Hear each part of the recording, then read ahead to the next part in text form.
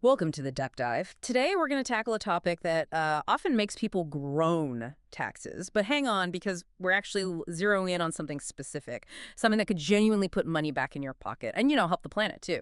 We're talking about the Solar Investment Tax Credit, or ITC. So our mission for this deep dive, we want to completely demystify the ITC for you. We'll break down exactly what it is, how it works, who qualifies, and how it can really benefit you financially, even if taxes are already coming out of your paycheck. Think of this as your shortcut to getting properly informed, maybe uncovering some surprising bits along the way.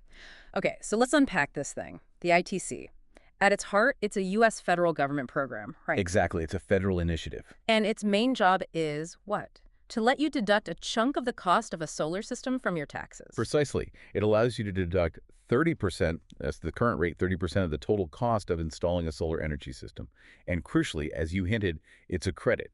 It directly reduces the amount of federal income tax you owe. Right, not like a cash rebate check in the mail. It lowers your tax bill. Exactly. A dollar-for-dollar reduction. Yeah. And what's really important here, especially for planning, is the stability.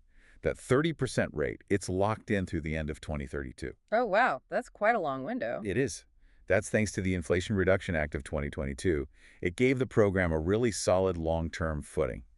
Before that, there was always a bit more uncertainty about extensions. Now people can plan. Makes sense. Now, it is worth mentioning, after 2032, the plan is for it to step down. It goes to 26% in 2033, then 22% in 2034.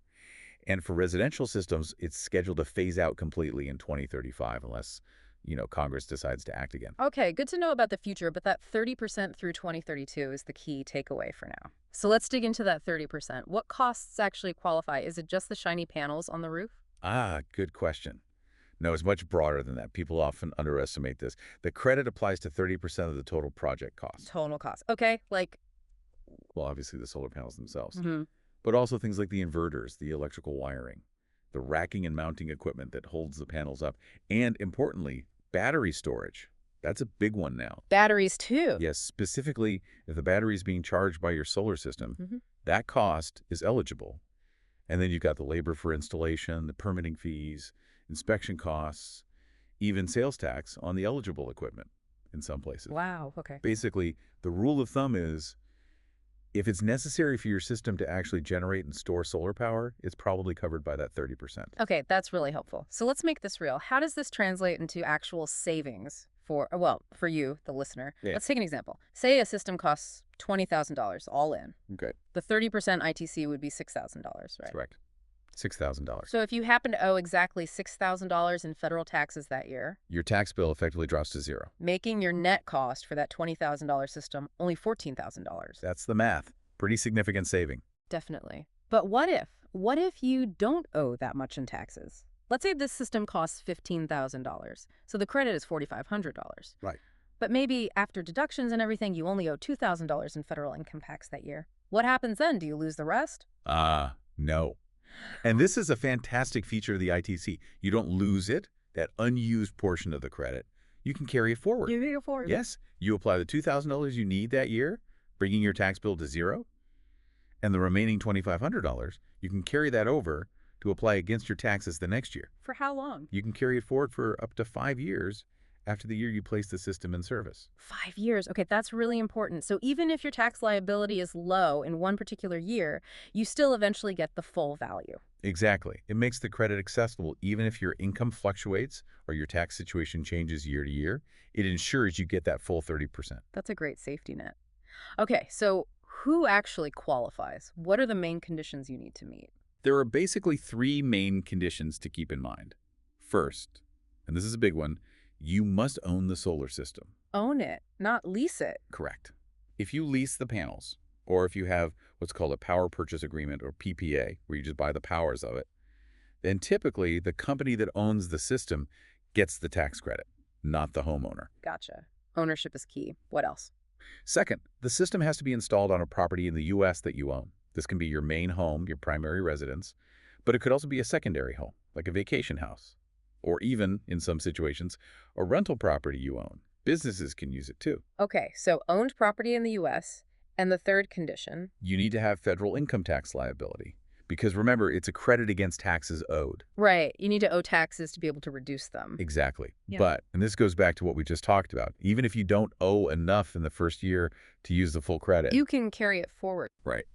That carry forward rule means that over time, you can still likely benefit as long as you expect to owe federal taxes in the coming years. Okay, that clarifies things a lot. Now, this leads perfectly into a question I know a ton of people have. What if I already pay taxes through my job? My employer takes it out of my paycheck every 2 weeks via my W-2. Can I still get this benefit? Yes, absolutely, yes. This is probably one of the most common misconceptions we hear. Really? Yeah. Think about how taxes normally work for most employees. Your employer withholds federal income tax from each paycheck based on your W-4 form, right?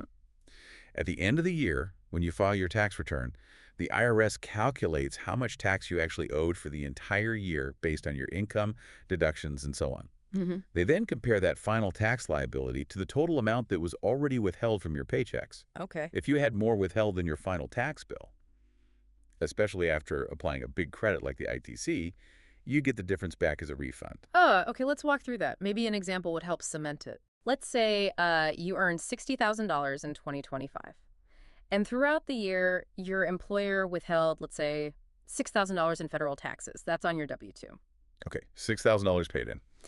Now, you file your return. After your standard deduction, maybe some other deductions, your actual tax liability for the year comes out to $5,500. So normally you'd expect a $500 refund Right. because you paid $6,000 but only owed $5,500. Right.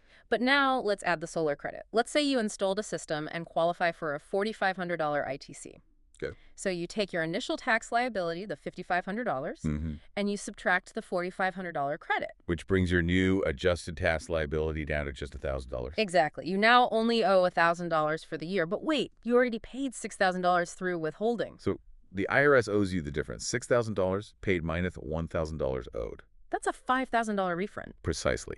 So even though the credit itself isn't a direct cash payment, it dramatically reduced your tax liability, which in turn significantly increased your tax refund. That's the aha moment, I think. It's not cash, but it results in potentially a lot more cash back from the IRS at tax time if you've been withholding. That's exactly how it works for most wage earners. Okay, super helpful. So stepping back a bit, beyond the savings for individuals like you, the listener, what's the bigger picture? Why does this ITC program even exist? What's the point?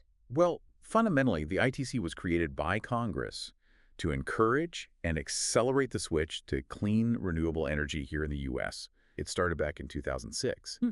And, looking back, it's widely considered one of the most successful clean energy policies the U.S. has ever implemented. Really? Why so successful? Well, think about the impact. It directly helped bring down the cost of installing solar. When the government basically offers a 30% discount, it makes the economics work for way more people and businesses. This increased demand spurred innovation, competition among installers, manufacturing efficiencies, driving costs down even further. It created a sort of positive feedback loop. Ah, makes sense. And the ripple effects were huge. It supported the creation of hundreds of thousands of solar jobs across the country, installation, manufacturing, sales. It also promotes U.S. energy independence, generating power domestically rather than relying on imported fuels. And of course, the big one, reducing carbon emissions and helping address climate change by replacing fossil fuel generation with clean solar power.